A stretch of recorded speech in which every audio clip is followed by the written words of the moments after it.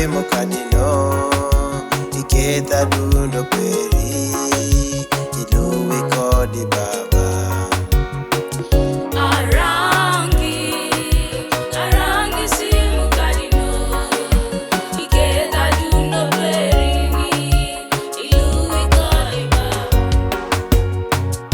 Ongoje ibedo monye kwayo onge baba peri kobino dogi. Ongoje ibedo monye kwayo longo baba peri kobino dogi.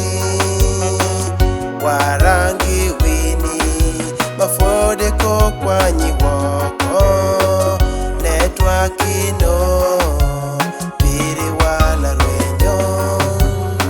Ingoe ki Yesu, ingoe koni, isae ki simu, ingoe simuka. Utumera ginyimera ameto wachiru ni hongo tunu maber warangu Yesu. Kingoye gi Yesu ichalo simu mungo simu kare. We wajiju waduogo e tiend Yesu wanyalo ting'o nyingo malo. Were nitie gi wini, were tie kod wan. Were mi usilwany. Amin.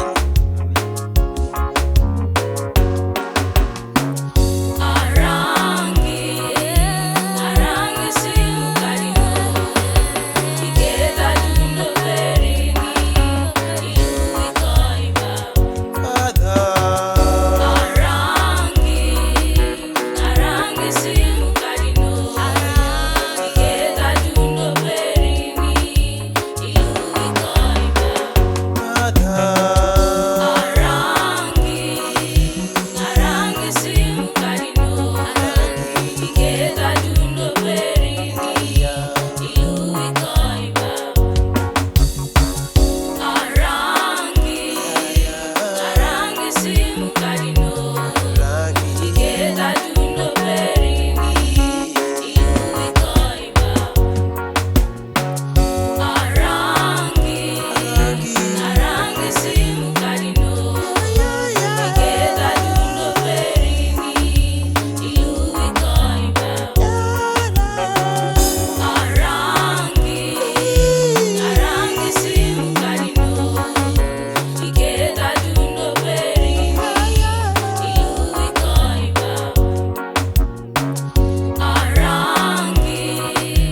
Arangi simu kadino iketa dundo peri iluwi kodi baba. Brother John and Sister Christine, be blessed.